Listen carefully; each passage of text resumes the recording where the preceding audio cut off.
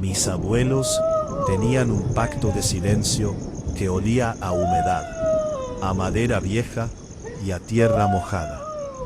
En su casa del pueblo, un lugar perdido entre cerros, donde la señal del móvil moría antes de cruzar la entrada, las reglas no se discutían. Había una en particular que mi abuelo repetía cada noche con una seriedad que te helaba la sangre. Si escuchas a una mujer llorar en el barranco, no mires por la ventana. Da 3 pasos atrás, fíjate en el suelo y reza lo que sepas. Yo tenía 22 años, y lógicamente me tomaba aquello como una de tantas leyendas rurales. Pensaba que era el típico cuento asustaniños para evitar que nos cayéramos por el precipicio a oscuras. Qué estúpido fui. Los viejos no inventan monstruos para asustar a los niños. Los usan para esconder los suyos propios. Todo empezó a torcerse el segundo verano que me quedé solo cuidando de ellos.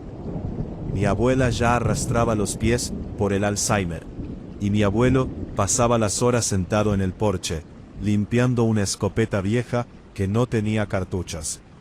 O eso creía yo. Una noche de agosto, el calor era asfixiante. El aire pesaba tanto que costaba respirar. Eran cerca de las 3 de la madrugada cuando un sonido me espabiló de golpe. No fue un crujido, ni el viento. Fue un quejido largo, agudo, que parecía arañar las paredes de la casa. Un llanto desgarrador que subía desde el fondo del barranco. ¡Ay, mis hijos! Se me erizó cada vello del cuerpo. El sonido era idéntico al de las grabaciones psicofónicas que ves en los canales de misterio a oscuras. Me levanté de la cama, ignorando la advertencia de mi abuelo. Me acerqué a la ventana del pasillo y aparté la cortina de encaje. La luna iluminaba el camino de tierra que bordeaba el desfiladero. No había ninguna mujer de blanco flotando, ni espectros con garras. Lo que vi fue mucho más terrenal, y por ende, mucho más jodido. Había una mujer, sí.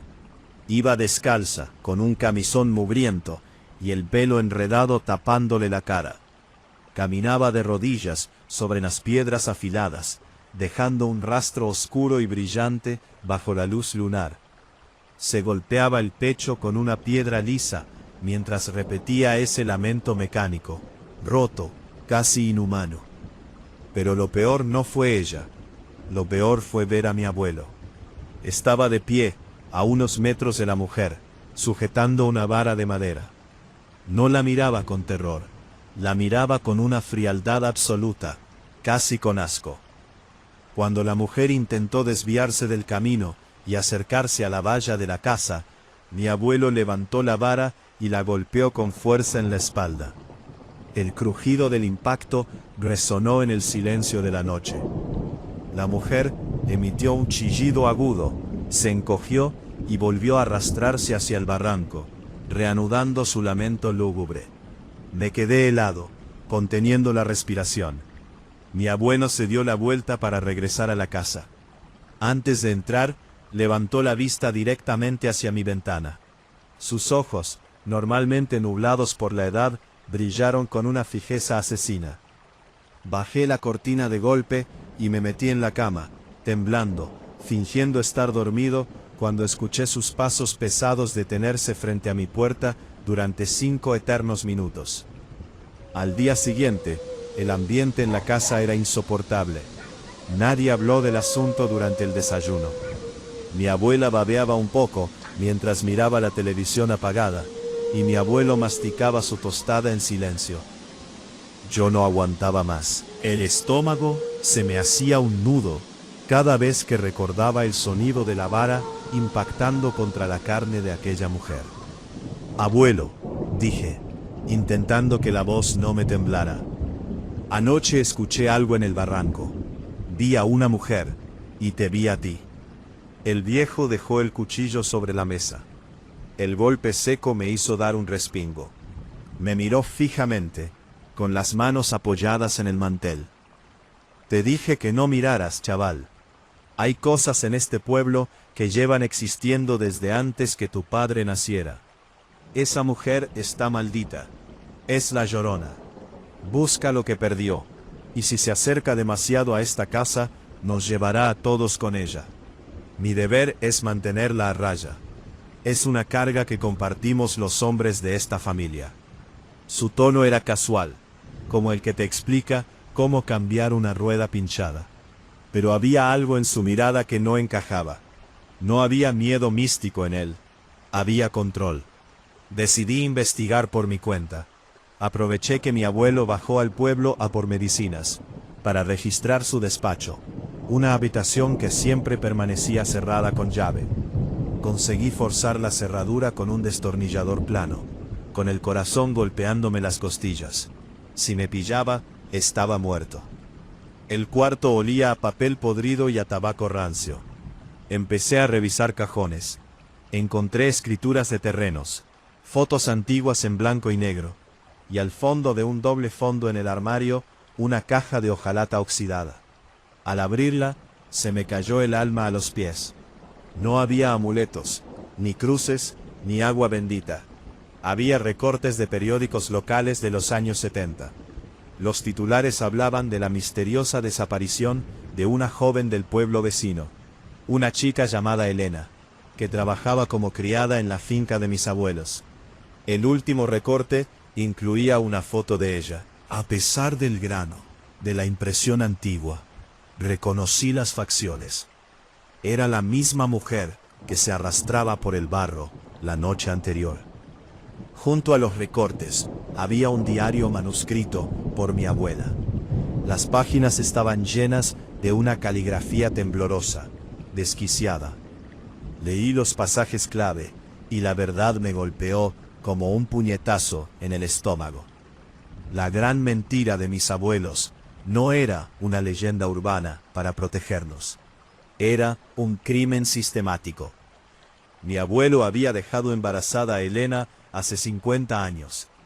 Para evitar el escándalo, en un pueblo ultraconservador, mis abuelos la encerraron en el sótano que comunicaba con el barranco. Cuando el bebé nació, mi abuelo se lo llevó y lo entregó a una familia de la capital. A Elena le dijeron que su hijo había nacido muerto y que lo habían enterrado en el monte. La culpa y el encierro volvieron loca a la chica. Empezó a deambular por el barranco por las noches, buscando a su bebé, llorando y gritando. Mis abuelos, en lugar de confesar, alimentaron el mito de la Llorona entre los vecinos para justificar los lamentos nocturnos y mantener a la gente alejada del barranco.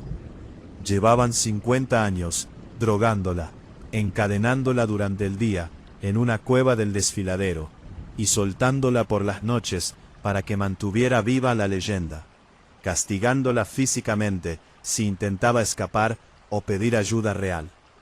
Se me revolvió el estómago. Sentí unas ganas tremendas de vomitar. Toda mi infancia, toda la reputación de mi familia patricia y respetable estaba construida sobre la tortura y la degradación de una persona. La Llorona no era un fantasma, era una víctima. Tenía que salvarla. Esperé a que se hiciera de noche. La tensión en la cena se podía cortar con un cuchillo. Mi abuelo me observaba de reojo, como si supiera que yo sabía. A las 2 de la mañana, cogí una linterna pesada y un cuchillo de cocina y me deslicé fuera de la casa. El aire de la noche me recibió con su habitual abrazo pesado. Bajé al barranco, con cuidado de no resbalar por la pendiente de piedra suelta. El silencio era sepulcral hasta que, de repente, comenzó de nuevo. El lamento. Esta vez sonaba más apagado, más agónico. ¡Ay, mis hijos! Seguí el sonido hasta una oquedad en la roca, oculta por matorrales secos. Al iluminar el interior, la luz de la linterna reveló una escena dantesca. Elena estaba allí, encadenada por el tobillo a una argolla de hierro fijada a la piedra. Estaba desnutrida, la piel pegada a los huesos, llena de costras y llagas vivas. Sus ojos, completamente desorbitados y nublados por las drogas que le daban, se clavaron en mí. Tranquila, te voy a sacar de aquí, susurré, acercándome con el cuchillo para intentar forzar el candado de la cadena o buscar una fisura. De repente, una sombra bloqueó la entrada de la cueva. Te dije que no te metieras en los asuntos de los mayores, hijo. Era mi abuelo. En sus manos ya no llevaba la vara de madera. Llevaba la escopeta, y esta vez escuché el clac-clac metálico que confirmaba que estaba cargada. Su rostro estaba completamente desprovisto de humanidad. Era la cara de un granjero a punto de sacrificar a una res enferma.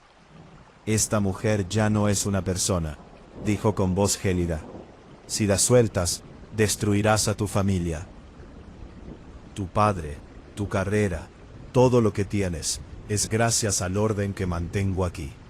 ¡Muévete!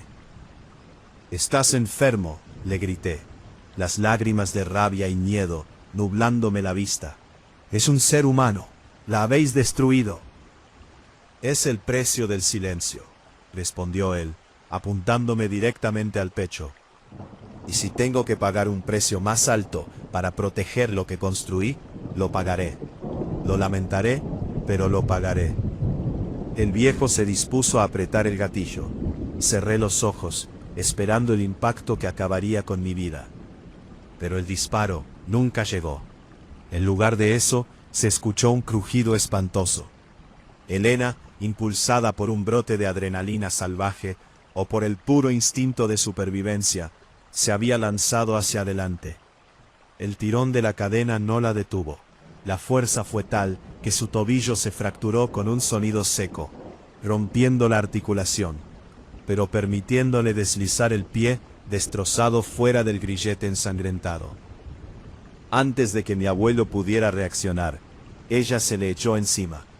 No atacó como un monstruo mitológico, atacó como un animal enjaulado durante medio siglo. Le clavó los dedos amarillentos y sucios directamente en las cuencas de los ojos. El viejo soltó un alarido de puro dolor, un grito agudo que rasgó la noche mientras soltaba la escopeta. Cayeron rodando por la pendiente del barranco en una maraña de miembros, golpes y jadeos. Me asomé al borde, iluminando la escena con la linterna temblorosa. Abajo, en la oscuridad del fondo del desfiladero, el forcejeo terminó rápido. Elena estaba sentada sobre el pecho de mi abuelo, golpeando su cabeza repetidamente contra una roca afilada con una violencia rítmica, sorda. Crack. Cuando terminó, se puso de pie trabajosamente, apoyándose en su pierna rota. Levantó la cabeza hacia mí. La luz de mi linterna iluminó su rostro cubierto de la sangre de mi abuelo. Por primera vez en 50 años, no lloró. Me miró fijamente y con una lentitud espeluznante, esbozó una sonrisa rota, una mueca de pura liberación, antes de darse la vuelta y perderse en la oscuridad de la noche del monte. La policía nunca la encontró. Para el pueblo, el monstruo del barranco finalmente se había cobrado la vida del viejo que intentaba protegerlos. Yo me quedé con la casa, con la abuela que ya no recuerda ni su propio nombre, y con el secreto. A veces, en las noches de verano más calurosas, me quedo sentado en el porche.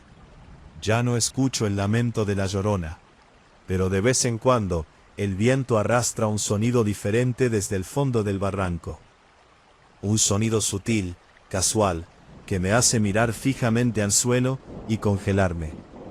Es el sonido de una risa suave, libre y humana, que me recuerda que el verdadero terror nunca tuvo nada de sobrenatural para registrar.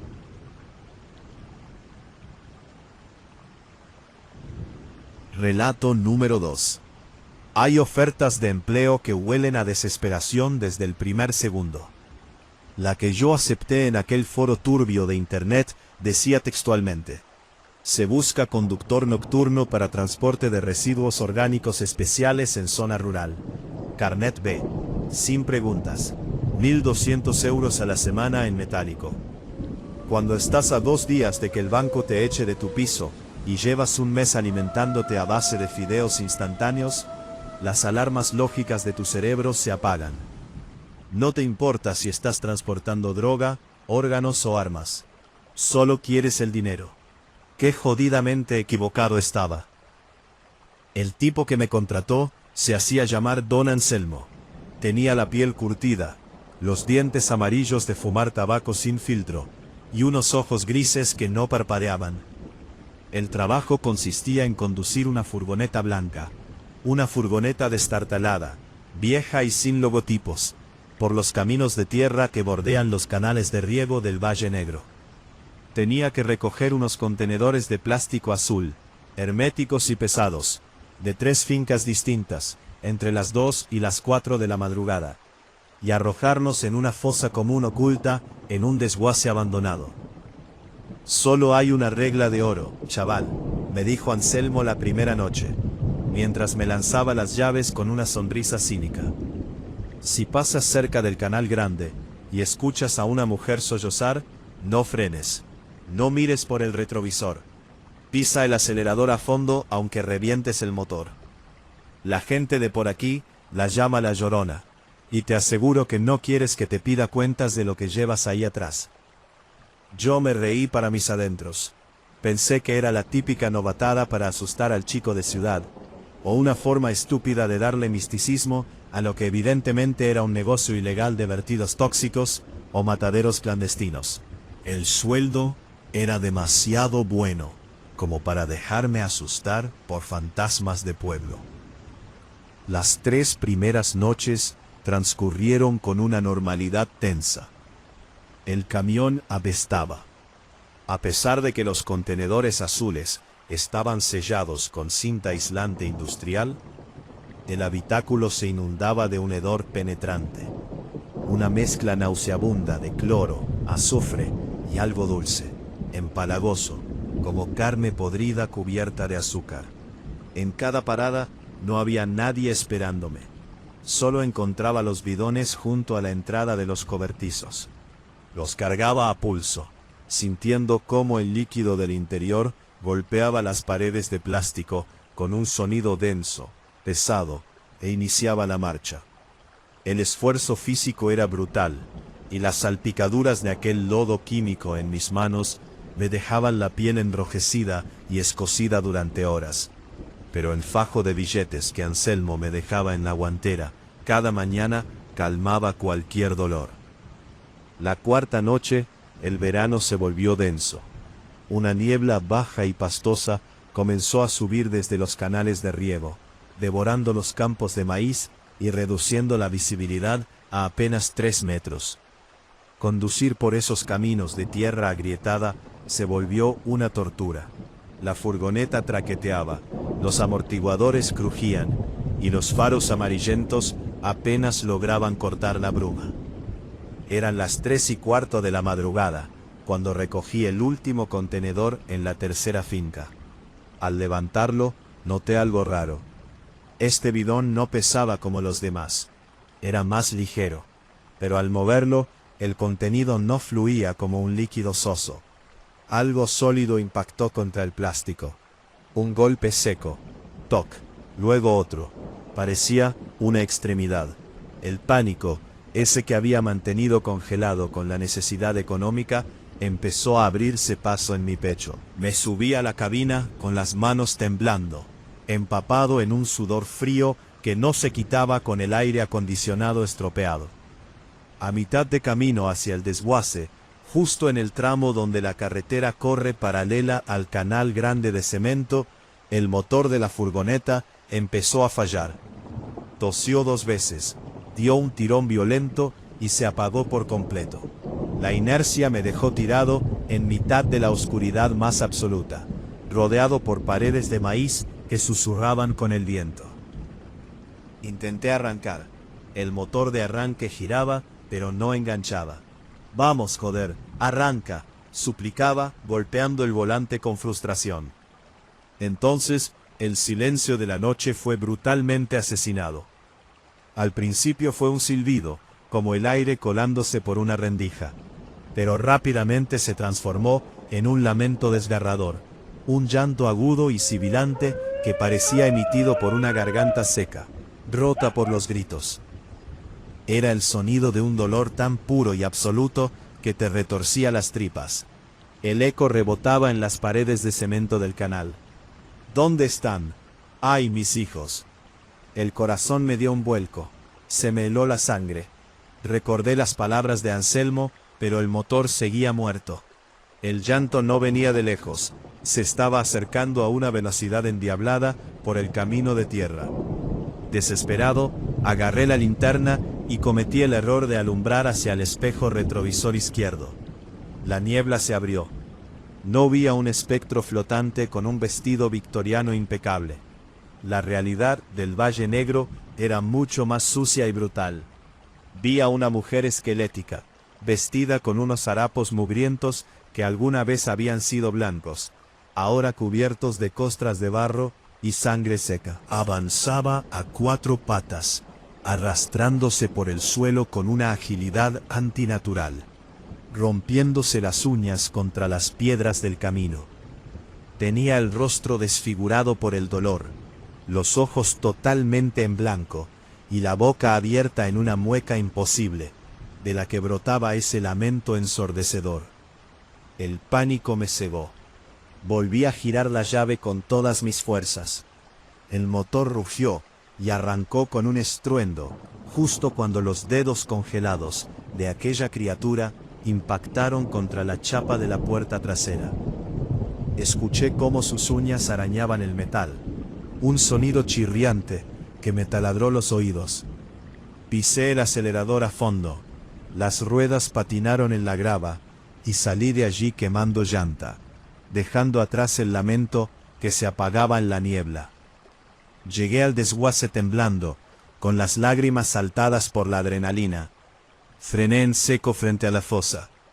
Me bajé de la cabina con las piernas hechas gelatina, y fui directo a la parte trasera, para descargar los malditos bidones, y largarme de ese puto trabajo para siempre. No me importaba el dinero, no me importaba acabar en la calle. Solo quería sobrevivir. Abrí las puertas traseras de par en par. La luz de la luna iluminó el interior de la zona de carga. Los 2 primeros contenedores estaban intactos, pero el tercero, el que había pesado menos, se había volcado con el frenazo. La tapa, mal sellada por las prisas de los tipos de la finca, se había desprendido parcialmente. Un líquido espeso, oscuro o maloliente, inundaba el suelo de la furgoneta. Me acerqué, tapándome la nariz con la camiseta, al borde del vómito por el hedor biológico. Apunté con la linterna hacia el interior del bidón volcado, para ver qué demonios había provocado ese golpe seco. El giro de guión me destruyó la mente en un segundo. Del interior del contenedor sobresalía un pequeño brazo humano. No era un feto, ni restos de un matadero. Era el cuerpo de un niño de apenas 3 o 4 años, cubierto de quemaduras químicas, con los ojos abiertos en una expresión de terror eterno. Y junto a él, amontonados como basura, había 2 cuerpecitos más. La gran mentira de don Anselmo y de las fincas del Valle Negro no era un negocio de vertidos industriales. Eran clínicas clandestinas y redes de tráfico que utilizaban los pesticidas ilegales de los campos para derretir y deshacerse de los cuerpos de los hijos de las temporeras inmigrantes ilegales. Mujeres sin papeles que no podían denunciar cuando sus niños morían por las condiciones infrahumanas de los campos o por negligencias médicas en los cobertizos. El llanto de la Llorona cobró un sentido completamente terrenal y espantoso. Ella no era una leyenda del siglo XIX. Era el dolor acumulado y colectivo de todas esas madres destrozadas. Una manifestación física de la culpa y la sangre que empapaba la tierra de ese valle. Y yo era el cómplice que cobraba 1.200 euros a la semana por enterrar sus recuerdos en una fosa común. Vaya, parece que has mirado donde no debías, chaval. La voz me hizo dar la vuelta con el corazón en la boca. Don Anselmo estaba de pie a unos metros, apoyado en el capó de su todoterreno. En sus manos no había dinero, había una pistola con silenciador. Su rostro seguía siendo casual, aburrido, como el de un supervisor que pilla a un empleado tomándose un descanso de más. Te lo advertí, dijo, dando un paso adelante.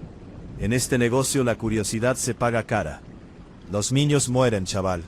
Es ley de vida en el campo. Nosotros solo limpiamos el desastre para que las fincas sigan produciendo el dinero que te paga los vicios. Ahora, muévete hacia la fosa. Intenté suplicar, pero la garganta la tenía seca. El miedo me paralizó por completo, mientras el cañón del arma me apuntaba directamente a la frente.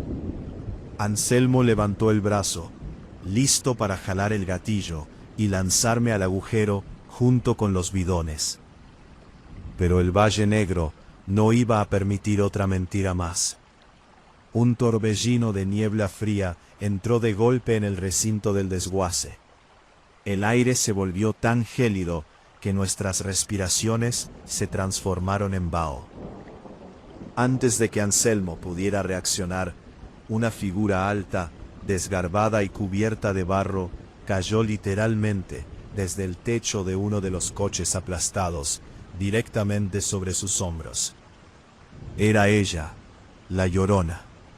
El impacto tiró a Anselmo al suelo, haciendo que el arma saliera disparada hacia la oscuridad. Lo que siguió fue una escena de una violencia tan cruda e incómoda que me dejó petrificado, incapaz de apartar la mirada. La criatura no usó magia, usó una furia animal, física, implacable. Clavó sus manos agrietadas en las mejillas de Anselmo y comenzó a tirar hacia los lados con una fuerza descomunal. El sonido de la piel desparramándose y de los músculos de la mandíbula desgarrándose resonó en todo el desguace, acompañado de los ahogados gritos de agonía del viejo. Anselmo intentaba golpearla, patalear, pero ella ignoraba los golpes como si no sintiera nada. Con un movimiento seco, le golpeó la cara contra el suelo de cemento, 1, 2, 3 veces, hasta que los gritos se convirtieron en un gorgoteo húmedo y sordo de sangre. Cuando el cuerpo de Anselmo dejó de moverse, la mujer se detuvo. Lentamente, giró su cabeza hacia mí. Su rostro estaba salpicado con la sangre del viejo. Esperé que se abalanzara sobre mí para terminar el trabajo, pero sus ojos vacíos cambiaron de dirección. Miraron hacia la parte trasera de la furgoneta abierta, hacia el bidón azul, donde descansaban los cuerpos de los niños. Emitió un último gemido, pero ya no era un lamento de rabia. Era un sollozo de una tristeza infinita, un llanto sordo que te rompía el alma. Se acercó a la furgoneta, cogió el contenedor volcado entre sus brazos con una delicadeza desgarradora, y arrastrando los pies, se internó de nuevo en la niebla profunda, perdiéndose en dirección al Canal Grande. La policía llegó al amanecer, porque yo mismo los llamé desde una cabina en la carretera. Les conté todo. Les mostré las fosas, los nombres de los dueños de las fincas y el cuerpo destrozado de Anselmo. El caso fue un escándalo monumental que abrió los telediarios durante semanas, aunque los grandes empresarios del Valle consiguieron desviar la mayor parte de la culpa legal hacia el muerto. Yo acabé en prisión preventiva unos meses por complicidad, pero sinceramente, la celda me parecía el lugar más seguro del mundo. Ahora que estoy libre y malvivo en otra ciudad, con un trabajo igual de precario en una fábrica, sigo sin poder dormir bien. Cada vez que salgo del turno de noche y camino por las calles vacías bajo la lluvia, evito pasar cerca de las alcantarillas o de los desagües, porque sé perfectamente que el horror no necesita de fantasmas para existir. Solo necesita de hombres desesperados, dispuestos a mirar hacia otro lado por un puñado de billetes. Relato número 3. Todo empezó por culpa de una furgoneta blanca abandonada y una cerilla gastada. Javi y yo solíamos salir a correr por una ruta medio rural que bordea un canal de riego seco a las afueras del pueblo. Una tarde de octubre, Javi se detuvo en seco. Encontró en el suelo una caja de cerillas de madera antigua, vacía, excepto por una cerilla quemada que tenía enrollado un papelito milimétrico con una dirección manuscrita y una hora. 23:45. Lo raro no fue el hallazgo, sino la reacción de Javi. Se guardó el papel en el bolsillo con una mirada ausente, como si hubiera recordado algo que nunca había vivido. A partir de esa misma noche, mi amigo cambió por completo. Dejó de responder al grupo de WhatsApp, faltaba a la universidad y lo peor de todo, empezó a verse a escondidas con alguien. Yo me di cuenta de milagro. Una noche, pasadas las 12, volvía de casa de mi novia, y vi el coche de Javi aparcado cerca del canal, con las luces de posición encendidas. Me acerqué despacio, pensando que se había quedado tirado. Al asomarme por la ventanilla del copiloto, la escena me revolvió el estómago por lo incómoda que era. Javi estaba sentado en el asiento del conductor, completamente rígido. A su lado, en el asiento del copiloto, había una mujer. No pude verle bien la cara porque llevaba un velo de encaje negro, grueso y sucio, de esos que se usaban antiguamente para los entierros. Vestía un camisón o un vestido blanco amarillento, deshilachado por los bajos, como si hubiera estado arrastrándose por el fango. Javi no la estaba besando, ni hablaban. Él simplemente mantenía su mano derecha abierta sobre la guantera, y ella, con una lentitud enfermiza, le estaba clavando una aguja de tejer oxidada, debajo de la uña del dedo corazón. Lo violento era que Javi no gritaba, ni se quejaba. Solo sudaba a chorros, con los ojos abiertos como platos, mirando fijamente al frente, mientras un hilo de sangre oscura le corría por la mano. Golpeé el cristal asustado, y en un parpadeo, Javi arrancó el coche a toda pastilla, dejándome allí tirado en mitad de la oscuridad. Al día siguiente fui a su casa, dispuesto a cantarle las 40. Lo encontré hecho un Cristo. Tenía unas ojeras moradas que le cruzaban la cara, los labios agrietados y un olor insoportable a humedad, como a ropa que se ha quedado olvidada en una lavadora rota durante meses. Cuando le pregunté por la tía del velo, se puso a la defensiva de una manera agresiva que nunca antes le había visto. Me empujó contra la pared con una fuerza desmedida. «Tú no entiendes nada», me siseó, escupiéndome un poco de saliva a la cara. «Ella me necesita. Está buscando algo que perdió, y yo soy el único que puede ayudarla a sentir el dolor. Si me alejo de ella, empieza a gritar. Y si grita, nos morimos todos». Decidí vigilarlo. Sabía que se veía con ella junto al canal seco todas las noches a las 23:45. La tercera noche de mi espionaje, la tensión se volvió insoportable. Me escondí entre unos matorrales espinosos, aguantando la respiración. El coche de Javi llegó puntual. A los pocos minutos de la negrura del canal seco, emergió la mujer. Caminaba raro, de lado, como si le faltara una articulación o tuviera las piernas rotas. Se subió al coche. Esta vez decidí acercarme arrastrándome por el suelo para escuchar qué demonios hablaban. Al pegar la oreja a la puerta trasera, casi me desmayo del asco. No hablaban.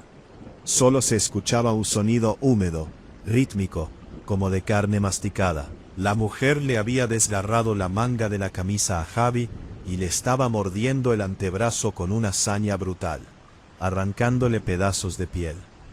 Javi solo gemía bajito, con la mirada perdida en el techo del coche, acariciándole el pelo grasiento a esa loca mientras la sangre salpicaba el salpicadero. Era una escena grotesca, violenta y absurdamente perturbadora. Pero lo peor vino cuando la mujer se detuvo. Pareció oler el aire.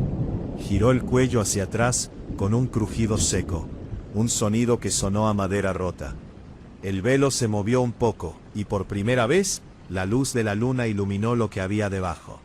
No había ojos, solo dos cuencas vacías, costrosas, de las que brotaba un lodo espeso que olía a río podrido.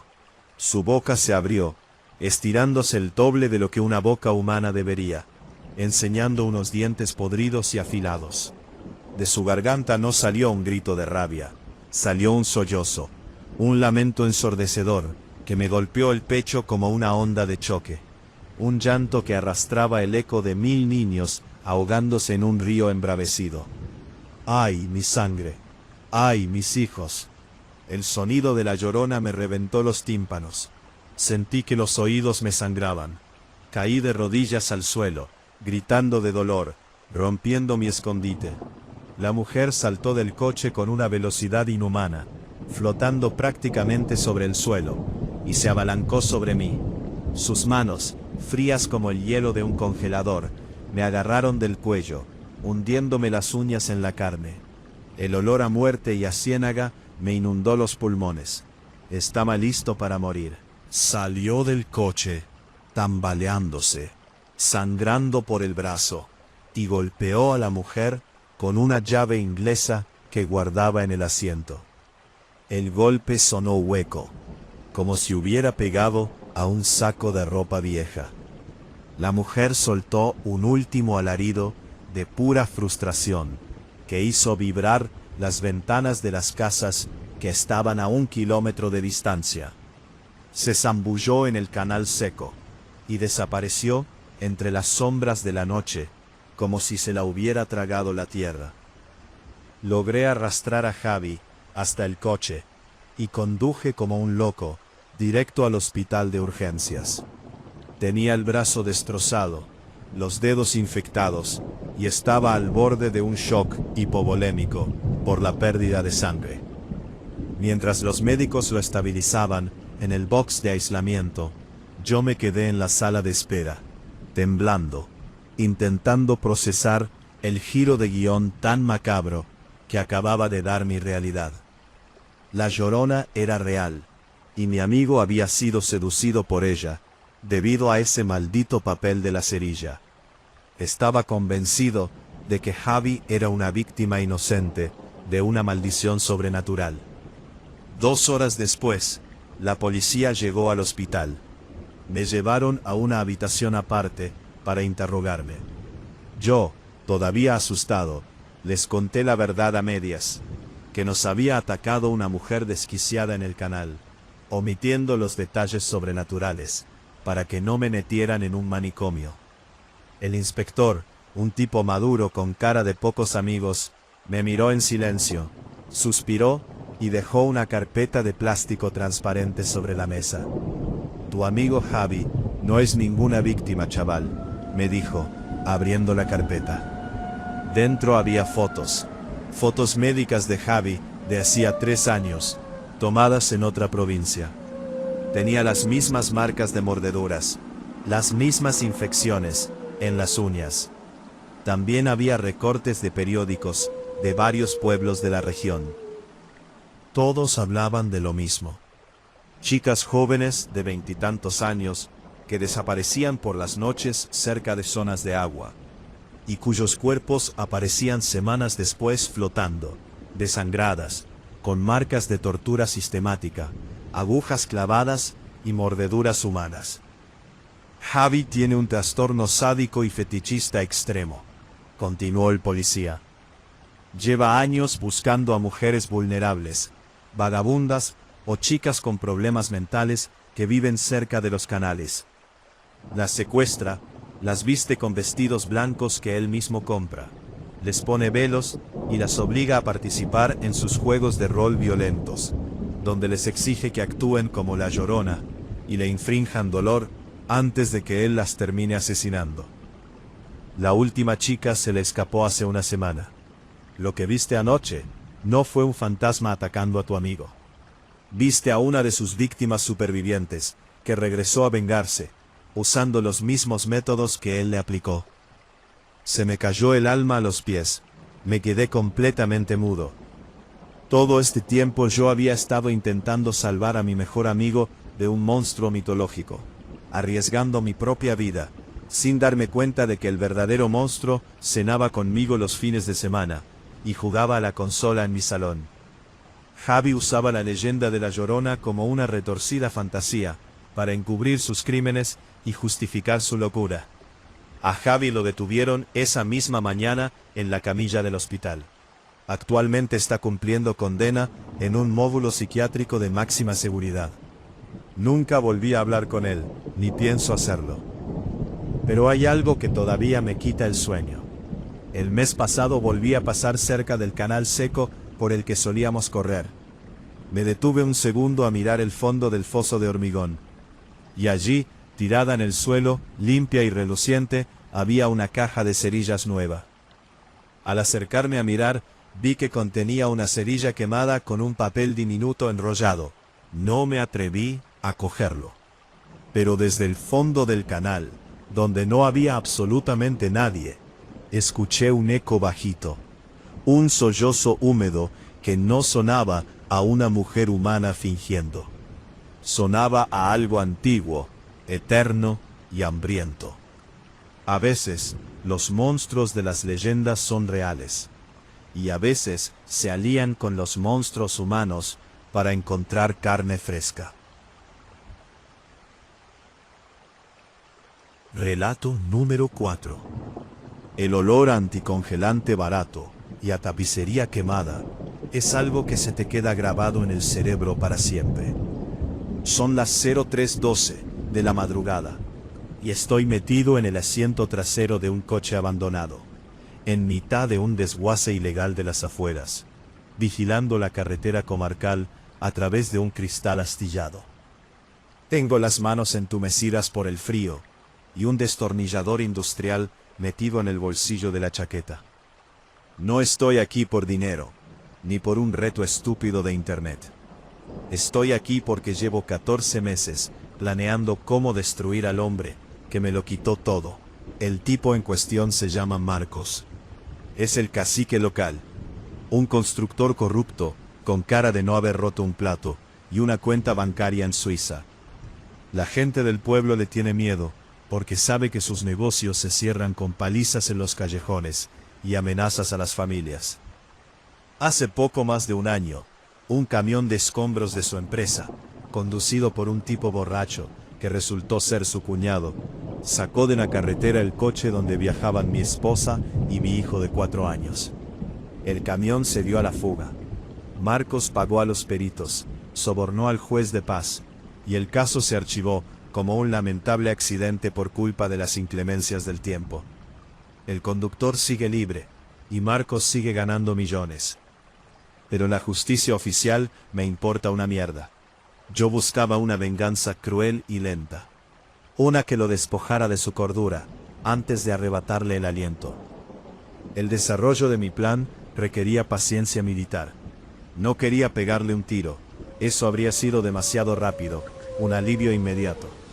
Quería que experimentara el mismo miedo asfixiante que sintió mi familia antes de que el coche se sumergiera en el fango del pantano.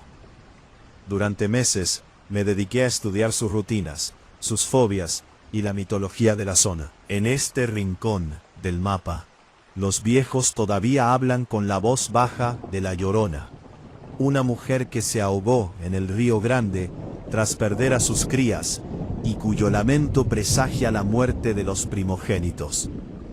Comencé el sabotaje psicológico instalando pequeños altavoces inalámbricos de alta ganancia, camuflados en las vigas del porche de su chalet de lujo y en los conductos de ventilación de su oficina. Cada noche, exactamente a las 3 de la mañana, reproducía un archivo de audio que yo mismo había editado. Un quejido asmático, distorsionado, una mezcla de frecuencias agudas y llantos reales de mujeres que grabé en salas de urgencias. ¿Dónde están? ¡Ay, mis hijos! La respuesta de Marcos no se hizo esperar. En pocas semanas, el hombre arrogante de los telediarios locales empezó a desmoronarse. Dejó de aceitarse. Sus empleados murmuraban que se pasaba las jornadas encerrado, escudriñando las cámaras de seguridad, con los ojos inyectados en sangre. Gastó miles de euros en sistemas de alarma, perros guardianes y patrullas de seguridad privada. Pero los perros aparecían degollados a los pocos días en el perímetro de su finca. Un trabajo limpio que yo mismo hacía con un cuchillo de cazador para hacerle creer que la maldición se estaba cobrando sus primeras piezas. La noche definitiva, el aire se volvió denso, cargado de una humedad insoportable que subía desde los arrozales secos. Sabía que Marcos estaba solo en su finca. Su esposa lo había abandonado esa misma semana, harta de sus brotes de paranoia violenta y de sus delirios nocturnos. Me colé en la propiedad saltando la valla trasera, esquivando los focos halógenos que yo ya había saboteado, cortando los cables del transformador principal. La casa estaba a oscuras, flotando en mitad de una niebla pastosa que olía a lodo podrido. Avancé por el salón, forzando la cerradura de la puerta acristalada con una palanqueta. El silencio del interior era sepulcral, interrumpido únicamente por el zumbido del enorme frigorífico americano de la cocina. Subí las escaleras de mármol hacia el dormitorio principal. El corazón me iba a 1000 por hora, pero no de miedo, sino de una expectación salvaje. Al entrar en la habitación, encontré a Marcos sentado en el suelo, de espaldas a la cama, abrazando una escopeta de repetición automática. Estaba temblando tanto que el cañón del arma golpeaba rítmicamente contra sus propias rodillas. Tac, tac, tac. Se acabó el juego, Marcos, dije, encendiendo una linterna táctica directamente hacia sus ojos. El tipo soltó un grito ahogado, un quejido ridículo para alguien que se creía el dueño del pueblo. Intentó levantar la escopeta, pero fui más rápido. Le propiné una patada brutal en la boca del estómago, que lo dejó sin aire, haciéndolo rodar por la alfombra, mientras el arma salía despedida hacia el pasillo. Antes de que pudiera recuperarse, me abalancé sobre él, le clavé la rodilla en el pecho y comencé a golpearle la cara con el puño cerrado, una y otra vez, sintiendo cómo los cartílagos de su nariz se rompían bajo mis nudillos con un sonido húmedo, asquerosamente satisfactorio. Cuando recuperó el conocimiento, Marcos estaba atado de pies y manos, con cable de acero, amordazado con cinta americana, y sentado en el borde de un viejo pozo de riego de piedra que había en el extremo más alejado de su propiedad. Un pozo ciego de 15 metros de profundidad que su constructora había tapado ilegalmente con tablones de madera, para evitar inspecciones sanitarias.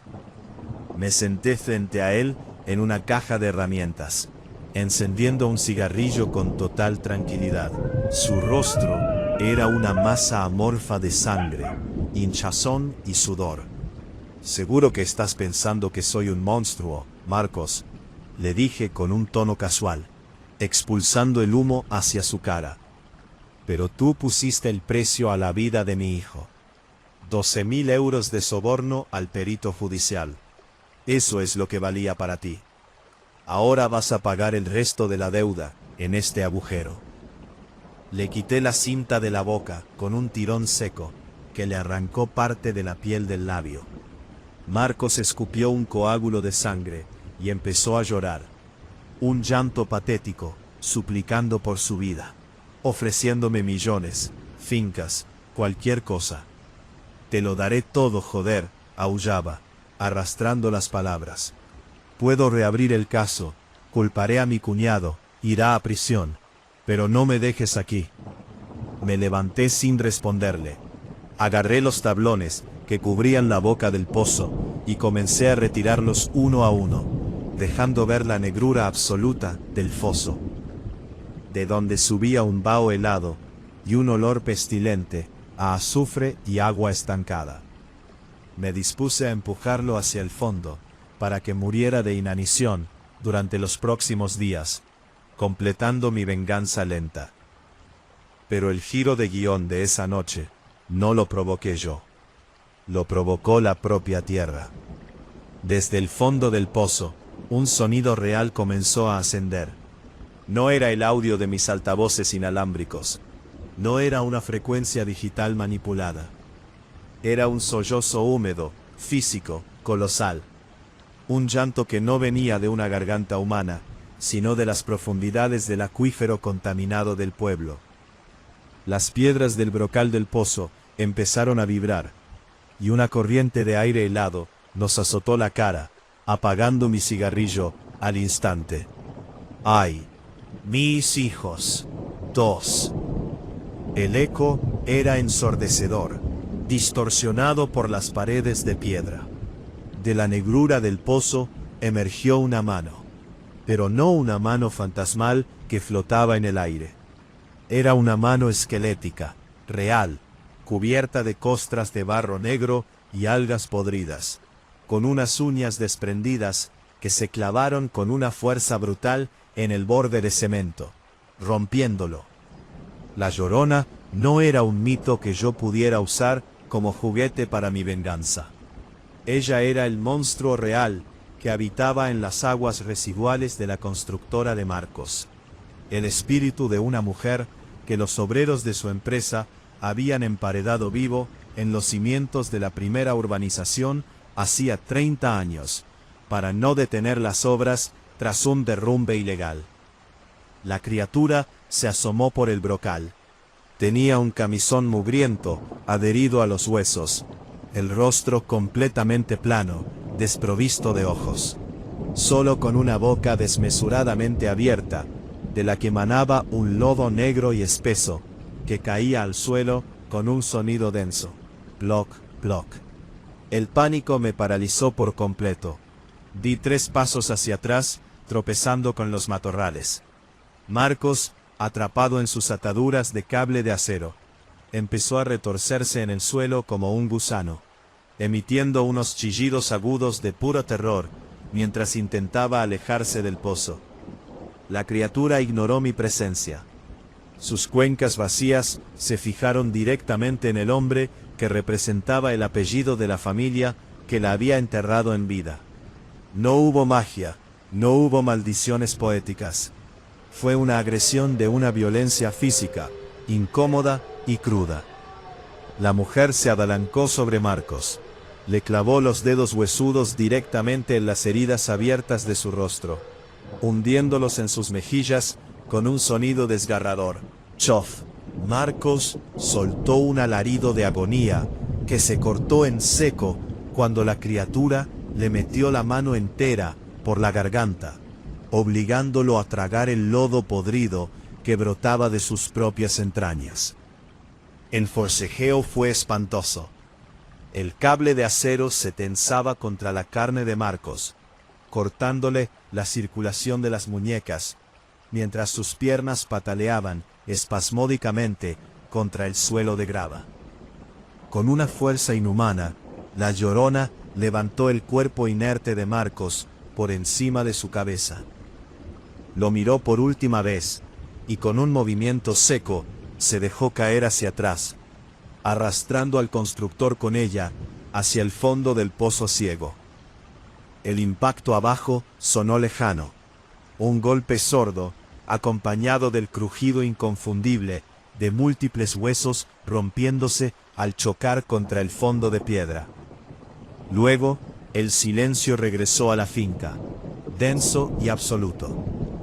Me quedé allí tirado durante media hora, incapaz de mover un solo músculo, asimilando que mi venganza lenta se había convertido en una ejecución sumaria por parte de la propia víctima del pasado de Marcos. Cuando logré ponerme de pie, me acerqué al borde del pozo con la linterna. Abajo solo había oscuridad y el sutil reflejo de un agua negra que volvía a estar en calma. La policía local nunca resolvió el caso. Para todo el mundo, Marcos simplemente había huido del país para escapar de las deudas y de las investigaciones por corrupción que empezaban a cercarlo. Su coche apareció en la frontera, un detalle que yo mismo me encargué de simular para cerrar el círculo legal.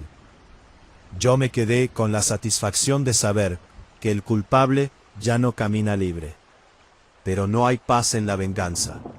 Ahora vivo de alquiler en un piso céntrico de la ciudad, intentando olvidar el olor a lodo y anticongelante. Sin embargo, cada vez que abro el grifo del baño de madrugada y el agua sale con un hilo de aire, produciendo ese silbido agudo, húmedo y sibilante, me aparto de la pila y me quedo paralizado. Porque sé perfectamente que el horror no olvida los nombres de los que destruyen vidas, y que algunas mentiras son tan grandes que ni todo el cemento del mundo puede mantenerlas enterradas. Relato número 5. Hay sonidos que se te quedan grabados en la nuca, y que por mucho que pasen los años, te hacen mirar hacia atrás cuando caminas solo por un pasillo a oscuras. No hablo del crujido de la madera, ni del viento golpeando una persiana floja. Hablo del silbido que hace la carne al separarse del hueso. Eran las 3:41 de la madrugada. La pantalla de mi portátil parpadeaba en un azul mortecino, iluminando la habitación desordenada de mi piso de estudiantes. Llevaba encerrado 3 días seguidos, alimentándome a base de café recalentado y pizzas congeladas, intentando terminar un encargo de edición de vídeo para un canal de esos que suben misterios sin resolver. Fuera no llovía, pero la niebla de la ciudad era tan espesa que las luces de la calle parecían bombillas flotando en un tarro de leche. Fue en ese momento de silencio absoluto cuando escuché el primer golpe, un impacto seco, sordo, que vino directamente del falso techo, justo encima de mi cabeza. Toc, toc, toc. Como si alguien estuviera golpeando las placas de escayola con los nudillos desde el interior del conducto de ventilación.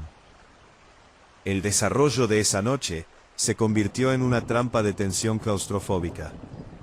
En un piso normal, uno piensa en ratas, en palomas o en problemas de fontanería. Pero las placas de escayola de mi techo comenzaron a combarse levemente bajo un peso que no era el de un roedor. Algo grande, pesado y torpe se estaba arrastrando por el espacio de apenas 40 centímetros que separaba mi techo del suelo del vecino de arriba. Cogí el palo de la escoba y golpeé el techo con fuerza para ahuyentar a lo que fuera que estuviese ahí. El ruido cesó de golpe. El silencio regresó, pero duró apenas 10 segundos. Entonces, un fluido espeso, viscoso y de un color marrón oscuro comenzó a gotear a través de la rejilla del aire acondicionado, cayendo directamente sobre mi mesa de trabajo con un sonido denso. Plop, plop. Al acercarme y limpiarlo con el dedo, me dio un vuelco el corazón. Olía a hierro, a descomposición y a desinfectante hospitalario barato. Era sangre vieja, mezclada con lodo. Decidí subir al piso de arriba para quejarme al vecino, un anciano huraño llamado Don Julián que casi nunca salía de casa. Subí los escalones de piedra de la comunidad de 2 en 2, con la adrenalina disparada. Al llegar a su puerta, vi que estaba entornada. Un hilo de luz roja, procedente de una lámpara de infrarrojos, cortaba la oscuridad del pasillo del tercer piso. Don Julián, llamé, empujando la puerta suavemente. La casa apestaba. Era una mezcla insoportable de amoníaco y fluidos biológicos. Avancé por el pasillo interior de la vivienda de Julián. Al llegar al salón, me quedé petrificado. En el centro de la habitación había un inmenso tanque de plástico, de esos que se usan en las industrias para almacenar productos químicos.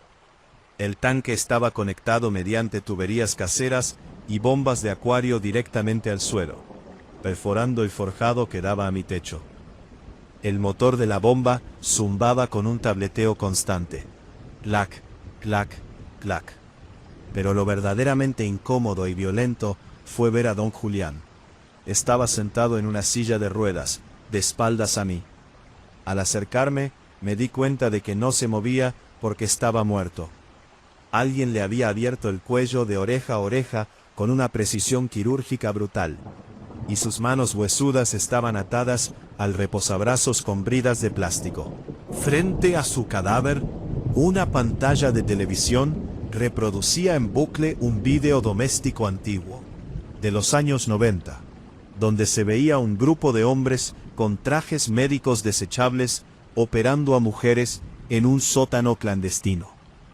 Mientras intentaba asimilar la carnicería, un sonido emergió desde el interior del tanque de plástico industrial. No era el agua de la bomba.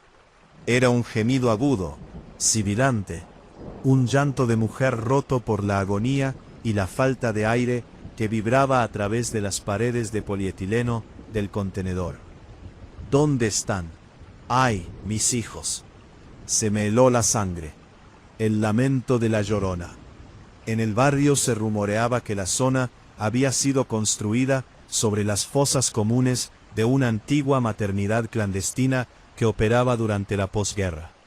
Un lugar donde las madres solteras entraban, pero sus bebés eran vendidos a familias ricas, mientras a ellas las declaraban muertas por infecciones. Pensaba que era el típico mito urbano para justificar que los pisos fueran tan baratos. Con las manos temblando, agarré una barra de hierro que Julián usaba para atrancar la puerta, y golpeé el lateral del tanque de plástico. El polietileno se rajó, y un torrente de agua negra, lodo y formaldehído inundó el suelo del salón, empapándome las zapatillas. El giro de guión de esa noche me destrozó la cordura en un segundo. De la brecha del tanque no salió un espectro místico de la mitología colonial con un vestido blanco resplandeciente. Lo que cayó al suelo, arrastrándose entre el fluido químico, fue una mujer viva, o al menos lo que quedaba de ella. Era una mujer esquelética, con la piel translúcida y pegada a las costillas, que llevaba una aguja de diálisis industrial permanentemente clavada en la arteria femoral, conectada a los tubos que bajaban hacia mi techo. La gran mentira del edificio no era una maldición paranormal. Era un sistema de extracción y refinamiento de órganos y fluidos biológicos que don Julián, que en su juventud había sido el enfermero jefe de aquella maternidad ilegal, llevaba explotando 30 años. La mujer no era un fantasma. Era una de las madres supervivientes del hospital experimental de los 90.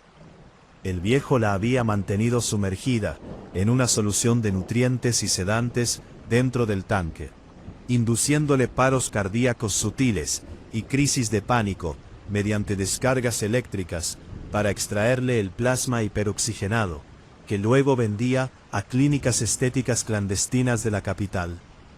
El llanto que yo escuchaba a través de las tuberías de ventilación no era una psicofonía. Eran los gritos reales de una persona torturada que resonaban por los conductos de aire de todo el edificio. Ella no te va a dejar salir, dijo una voz a mis espaldas. Me di la vuelta de golpe. En el marco de la puerta del salón estaba el administrador de la finca, un tipo trajeado y sonriente que vivía en el primero. Tenía una pistola de clavos industrial en la mano derecha, conectada a un pequeño compresor portátil que llevaba colgado al hombro. Su rostro era casual, relajado, como si me hubiera pillado haciendo un graffiti en la comunidad. Julián se volvió codicioso e intentó subir su tarifa, explicó el administrador, dando un paso adelante mientras el compresor empezaba a zumbar. Este edificio entero se financia con el plasma de esa perra. Los vecinos del segundo, los del primero, todos pagamos nuestras hipotecas gracias a lo que sale de ese tanque. Y ahora que has visto la instalación, vas a tener que sustituir a Julián en el mantenimiento, o acabar como abono en los conductos. El pánico se convirtió en pura rabia de supervivencia. El administrador levantó la pistola de clavos y disparó. Un proyectil de acero de 8 centímetros pasó rozando mi mejilla, clavándose en la pared de pladur con un chasquido violento. Me abalancó sobre él, antes de que pudiera recargar el mecanismo. Fuimos al suelo en un forcejeo brutal e incómodo, resbalando sobre el lodo negro y el formaldehído que cubría el parqué. El tipo intentó plantarme la punta de la pistola de clavos directamente en el ojo. Sentía el aire comprimido golpeándome la ceja. Con la mano libre, tanteé a ciegas en el suelo, hasta que mis dedos tropezaron con una de las tuberías de plástico rígido que se habían roto del tanque. La agarré y se la clavé con todas mis fuerzas en la boca abierta mientras él intentaba gritar. El plástico le desgarró el paladar con un sonido húmedo, un chof repugnante que lo hizo ahogarse en su propia sangre. Consiguió zafarse de mí, tosiendo y escupiendo coágulos, y se levantó tambaleándose para volver a apuntarme. Pero se olvidó de la mujer del tanque. La víctima, impulsada por una adrenalina salvaje, o por el puro instinto de venganza acumulado durante 3 décadas de confinamiento, se arrastró por el suelo como un reptil. Le agarró los tobillos al administrador con sus manos esqueléticas. La fuerza de sus dedos, endurecidos por los espasmos musculares crónicos del tratamiento, fue tal que rompió los tendones de Aquiles del tipo con un crujido seco. Un croc espantoso que hizo que el administrador cayera de rodillas, soltando la pistola de clavos. Lo que siguió fue una ejecución de una violencia cruda e implacable. La mujer no usó poderes sobrenaturales. Usó sus propios dientes desgastados y sus uñas rotas. Se le echó encima y comenzó a arrancarle pedazos de piel de la cara con una ferocidad animal, ignorando las súplicas del hombre que la había comercializado como si fuera ganado. El salón se llenó de los gritos ahogados del administrador y del sonido rítmico de sus huesos chocando contra el suelo de madera, a medida que ella completaba su venganza. No esperé a que terminara. Salí de ese piso corriendo, bajé las escaleras a oscuras y abandoné el edificio sin mirar atrás, dejando la puerta principal abierta de par en par. La policía tardó 2 días en descubrir lo que había pasado, porque los vecinos del primero intentaron limpiar la escena antes de que llegaran las autoridades. Pero el olor a formaldehído y a cadáver era demasiado evidente. El caso fue silenciado por los medios locales, bajo la etiqueta de un crimen entre mafias de ocupación ilegal, y el edificio fue clausurado permanentemente por deficiencias estructurales. A la mujer nunca la encontraron en los hospitales de la red pública. Se dice que se internó en la red de alcantarillado subterráneo que conectaba con los antiguos sótanos de la maternidad. Yo dejé la universidad, quemé mi ropa manchada de lodo y me mudé a un pueblo de la sierra, a una casa unifamiliar donde no hay vecinos arriba ni conductos de ventilación compartidos. Pero no he vuelto a dormir bien. Cada vez que el motor de la nevera se enciende de madrugada y produce ese pequeño tableteo constante, me levanto de la cama, cojo un cuchillo y me quedo mirando fijamente el techo. Porque ahora sé perfectamente que las leyendas de terror no necesitan de fantasmas para hacerte gritar.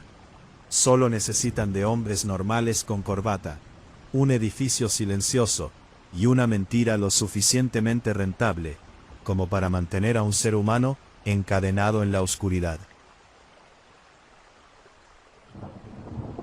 Relato número 6. Me llamo Hugo.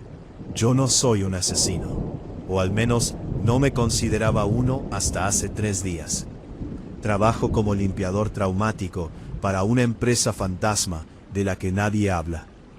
Nos llaman cuando alguien muere solo y pasa semanas pudriéndose en el sofá, o cuando un ajuste de cuentas entre bandas deja un salón tapizado de vísceras.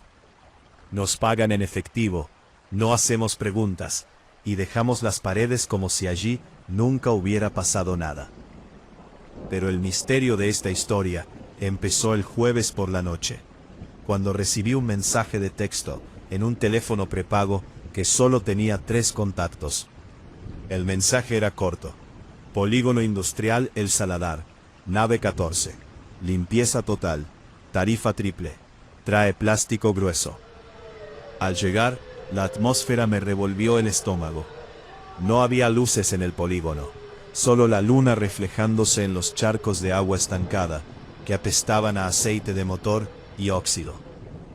La persiana metálica de la nave 14 estaba entornada, dejando escapar un zumbido eléctrico molesto, agudo, como el de una nevera vieja que está a punto de explotar. Empujé el metal hacia arriba y entré. El suelo estaba cubierto de serrín, pero no para absorber humedad normal. El serrín estaba empapado en un fluido oscuro que formaba pequeños senderos hacia el centro de la habitación. Allí, atado a una silla de hierro con cadenas de anclaje, había un hombre, o lo que quedaba de él. Tenía el rostro desfigurado por impactos secos y repetitivos, y le faltaban la mitad de los dedos de las manos. Los cortes eran limpios, hechos con una cizalla industrial. Lo más jodido es que todavía respiraba, emitiendo un gorgoteo húmedo y constante por la garganta abierta. «Llegas tarde, Hugo», dijo una voz desde la penumbra. De detrás de unas cajas de madera salió mi jefe directo, Marcos, un tipo de 2 metros que solía resolver los problemas de la organización a base de golpes. Tenía los nudillos pelados y las mangas de su camisa blanca empapadas de una sustancia pastosa y roja. En la mano sostenía una masa de construcción de 5 kilos. El desarrollo de la noche se tornó insoportablemente tenso. Marcos no quería que limpiara una escena pasada. Quería que limpiara mientras él continuaba el trabajo. La violencia extrema no era un accidente. Era un procedimiento estándar de interrogatorio. «Este gusano nos robó 3 cargamentos del muelle», dijo Marcos, escupiendo al suelo. «Ayúdame a tumbarlo. Hay que meterle las piernas en el contenedor de ácido antes de que se nos muera del todo». No ha querido hablar. Intenté dar un paso atrás, pero Marcos me puso la mano en el hombro. Su agarre fue brutal.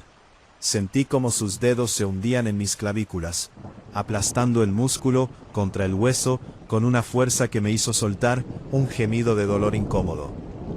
«Si sales por esa puerta, Hugo, tú eres el siguiente en la silla.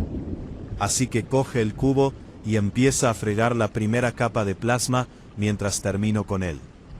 Fue en ese preciso instante de pánico biológico cuando el ambiente de la nave industrial cambió por completo.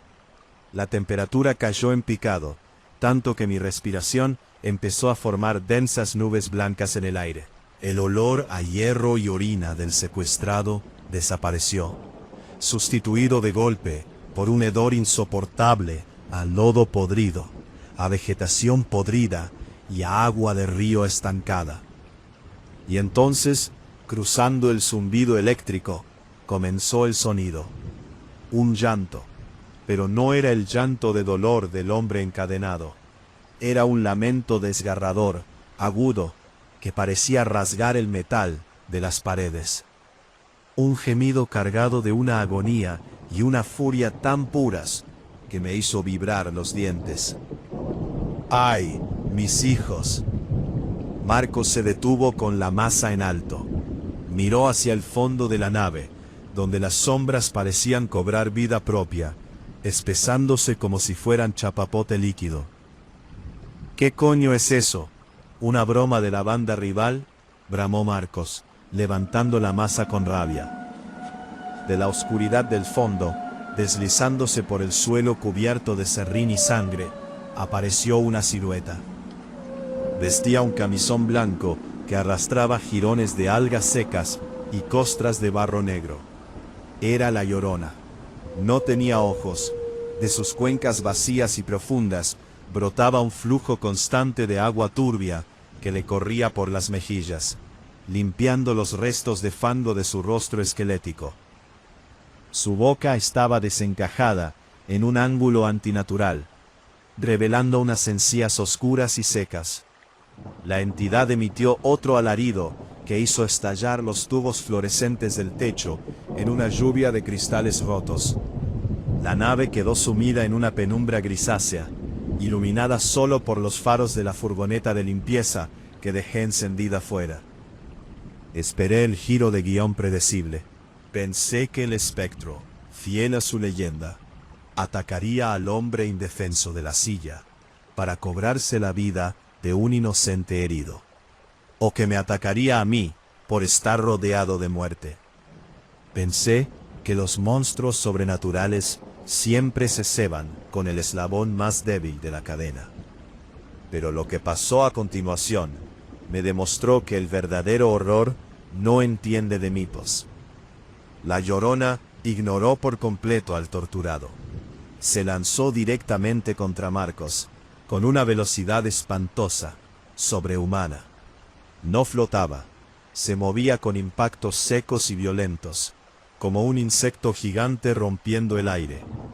Marcos, llevado por su instinto animal, le soltó un golpe tremendo con la masa de 5 kilos directamente en el pecho de la criatura. El impacto sonó a madera podrida crujiendo, pero la masa se quedó clavada en el torso de la mujer, hundiéndose en telas mojadas y carne fría que no sangraba. La criatura ni parpadeó. Con sus manos esqueléticas y sus uñas largas y astilladas, agarró a Marcos por las muñecas. Escuchamos el chasquido de los huesos del radio y el cúbito rompiéndose a la vez. Un sonido húmedo y desagradable que hizo que Marcos soltara un rugido de puro dolor. Pero la entidad no había terminado. Con una violencia extrema que superaba cualquier método de la mafia, la Llorona empezó a desgarrar la carne de los brazos de Marcos, arrancándole jirones de músculo y tendones con las manos desnudas, como si estuviera deshilachando trapos viejos. La sangre de mi jefe salpicó las paredes que yo debía limpiar, tiñendo el serrín de un rojo brillante y humeante. Marcos cayó de rodillas, llorando, suplicando, desprovisto de toda su fachada de tipo duro, mientras la criatura le hundía los dedos directamente en las cuencas de los ojos, en una simetría espantosa, con su propio rostro vacío. Fue en ese segundo de carnicería, cuando el giro de la realidad me golpeó en la cabeza, como un yunque. Al mirar el agua turbia que emanaba de los ojos de la Llorona, y caía sobre las heridas de Marcos, vi imágenes reflejadas en los charcos del suelo. No eran recuerdos de la criatura, eran los recuerdos de Marcos. La Llorona no era un demonio al azar que pasaba por el polígono. Marcos no era solo un matón de la mafia. 3 años atrás, para ascender en la organización y demostrar que no tenía escrúpulos, Marcos había recibido el encargo de quemar una casa ocupa donde vivía una mujer con sus 2 niños pequeños. Él mismo había atrancado las salidas de emergencia con cadenas industriales y se había quedado fuera, escuchando los gritos mientras fumaba un cigarrillo. Esa mujer era la que ahora lo desmembraba vivos. La Llorona no había nacido en el siglo XIX en un río de México. La Llorona había nacido en los suburbios de nuestra propia ciudad, creada por la violencia extrema y el fuego que el hombre que tenía delante había provocado. La leyenda urbana era solo la forma en que nuestro cerebro intentaba procesar que el dolor extremo y la crueldad humana pueden desgarrar el tejido de la realidad hasta crear un depredador perfecto. Marcos dejó de gritar cuando la criatura le arrancó la mandíbula inferior de un solo tirón seco. El cuerpo del matón se desplomó hacia adelante, hundiéndose en el charco de su propia carnicería. La Llorona se giró lentamente hacia mí. Sostenía los restos de Marcos en sus manos ensangrentadas. Sus cuencas vacías me miraron fijamente. Yo me quedé paralizado, con el cubo de fregar y la fregona en las manos, temblando de pies a cabeza, con el sabor del miedo amargo en la garganta. La criatura dio un paso hacia mí. El olor a río muerto me envolvió. Levantó una mano huesuda, y con un dedo manchado de la sangre de su asesino, dibujó una línea vertical en mi frente. Un trazo frío como el hielo, que me dejó una cicatriz que todavía me escuece cuando llueve. «Limpia esto», susurró el espectro. Su voz no era un eco, era el sonido de 2 piedras triturando huesos. «Limpia su rastro del mundo, que no quede nada de él». Dio media vuelta y se disolvió en la niebla que subía por los desagües de la nave, dejándome solo en mitad de la penumbra, con 2 cadáveres destrozados y un polígono industrial en el más absoluto de los silencios. Tardé 14 horas en limpiar esa nave. Tuve que usar 3 garrafas de ácido industrial para disolver los restos de Marcos y del otro hombre, que murió desangrado pocos minutos después de que la criatura se marchara. No dejé ni una sola huella, ni una sola mancha de plasma en los azulejos. Cumplí la orden del monstruo al pie de la letra. Hoy ya no trabajo para la empresa de limpieza traumática. Vivo escondido en un piso alquilado con nombre falso, cambiando de ciudad cada pocos meses. Pero cada vez que paso por un polígono industrial a oscuras, o escucho el zumbido de un fluorescente parpadeando, me llevo la mano a la frente. Sé que la violencia extrema deja marcas que ninguna lejía puede borrar. Y sé que ella sigue ahí fuera, esperando a que alguien vuelva a cruzar la línea.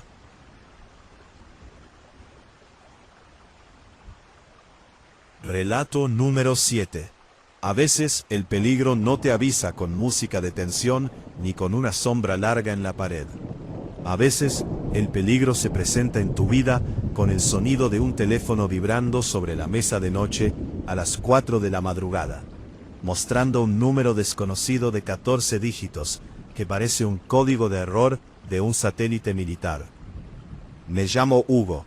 Trabajo como operador de mantenimiento nocturno para una empresa de telecomunicaciones que da cobertura a las zonas más muertas y despobladas de la sierra. Mi trabajo es aburrido: monitorizar pantallas, reiniciar servidores caídos a distancia y 1 o 2 veces al mes conducir hasta alguna estación de repetición perdida en la cumbre de una montaña para cambiar una placa de circuitos quemada por un rayo.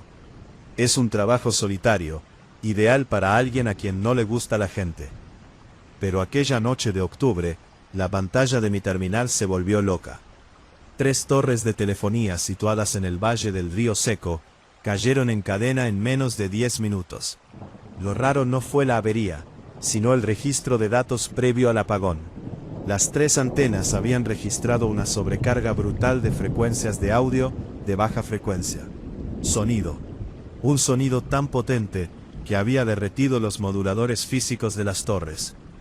Cogí las herramientas, me subí al todoterreno de la empresa y conduje durante 1 hora por pistas de tierra que parecían cicatrices en la ladera de la montaña. La niebla del río subía espesa, como una manta de algodón sucio que devoraba los faros del coche. Cuando llegué a la primera torre, la número 8, el silencio del bosque era tan denso que me pitaban los oídos. El misterio empezó cuando abrí la valla perimetral de la instalación. No había cables cortados por ladrones de cobre ni impactos de rayos. En el suelo de cemento, justo debajo de los paneles reflectores, había una docena de pájaros muertos. Gorriones, cuervos, incluso un búho real, todos boca arriba.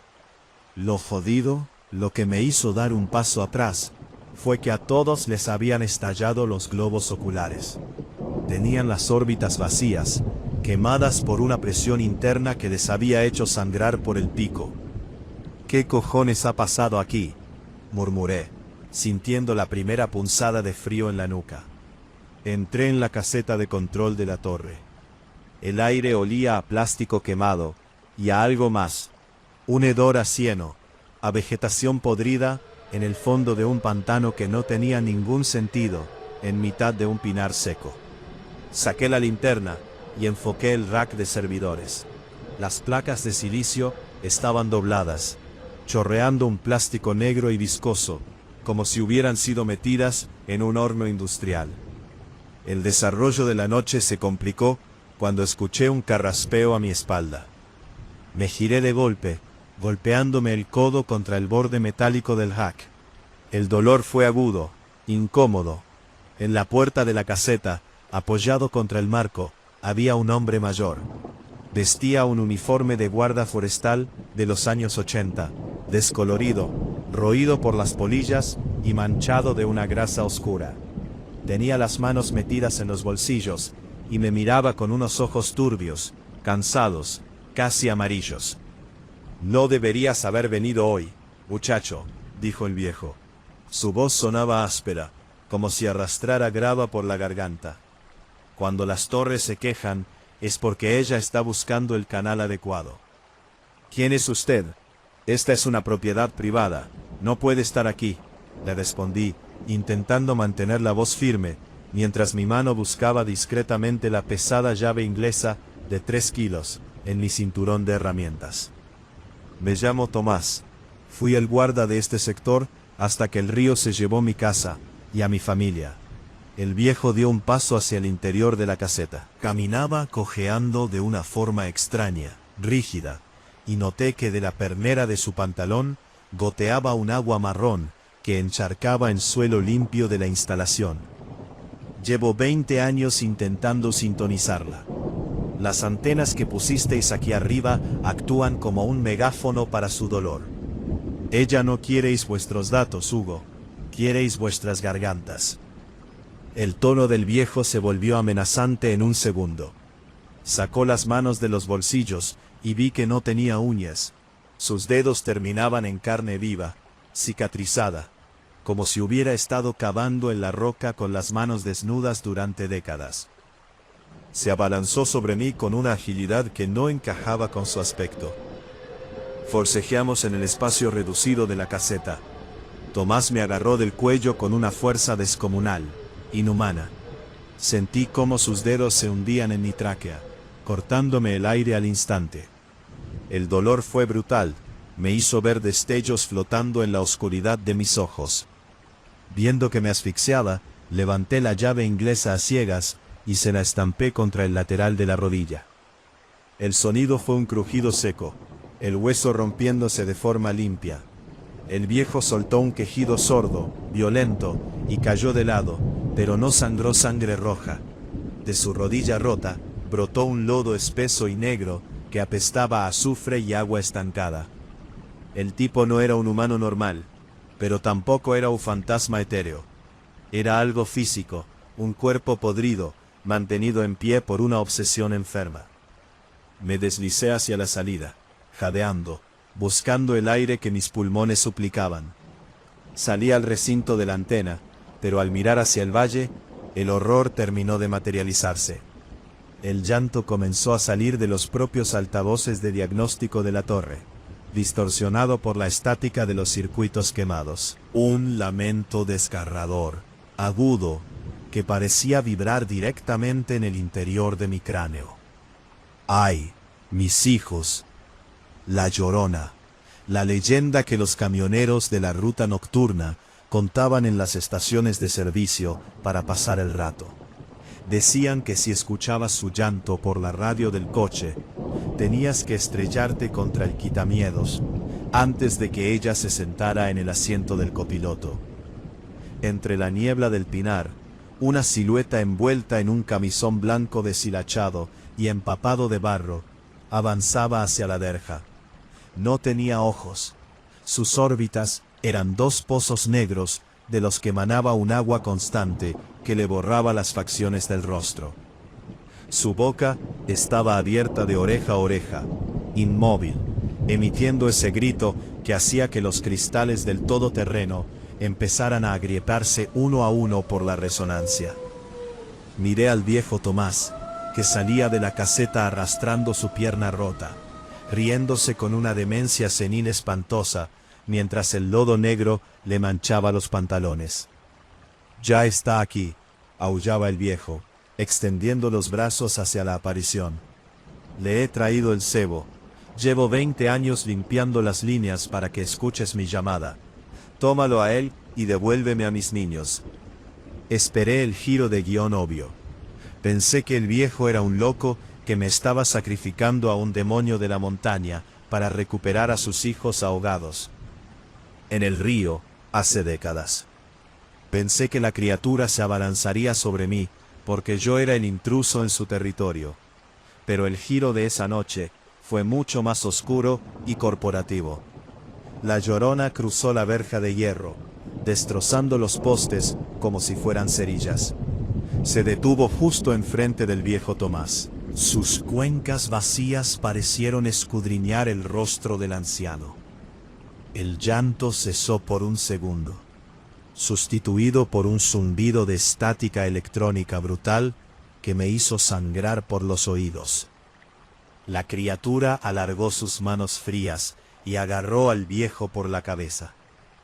Tú, la voz de la Llorona, no era el eco de una madre sufriente.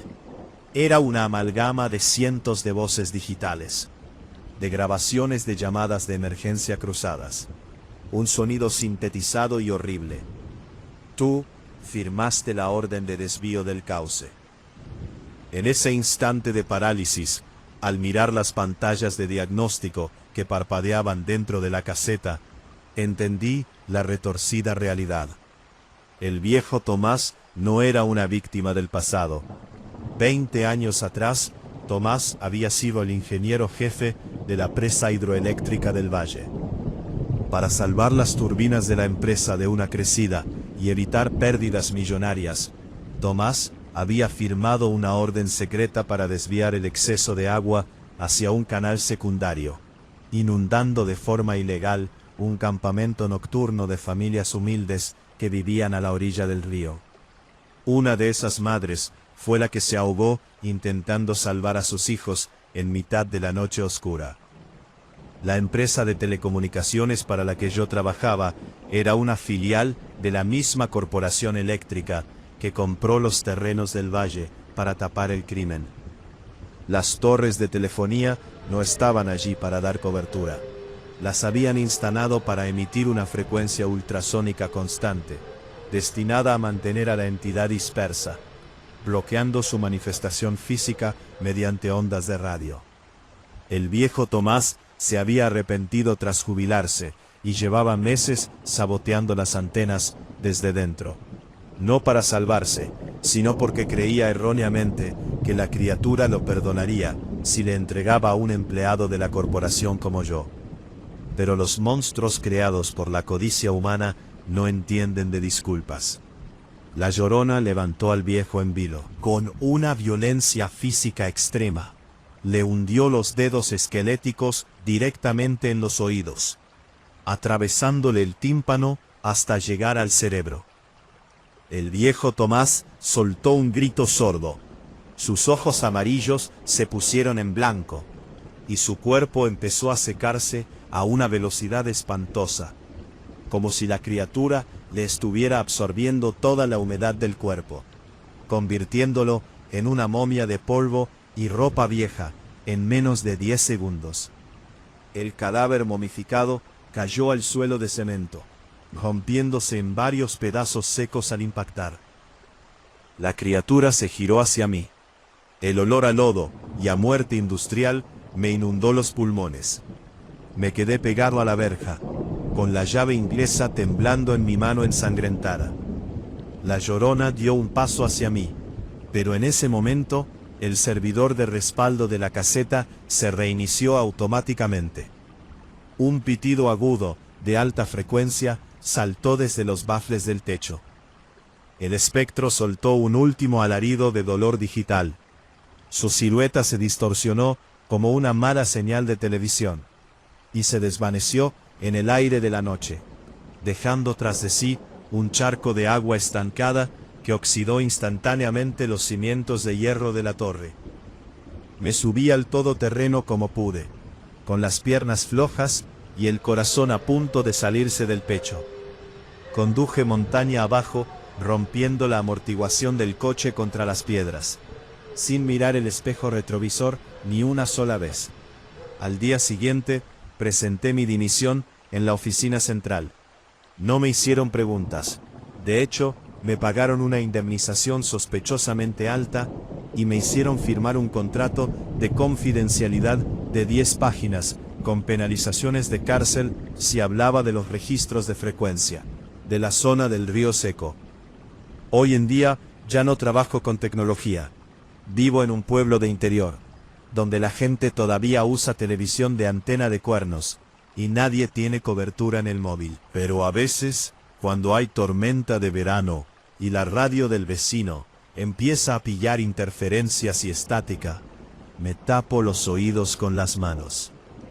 Sé que la corporación sigue encendiendo esas torres cada noche, y sé que ella sigue buscando un canal limpio para terminar de cobrarse el resto de la lista.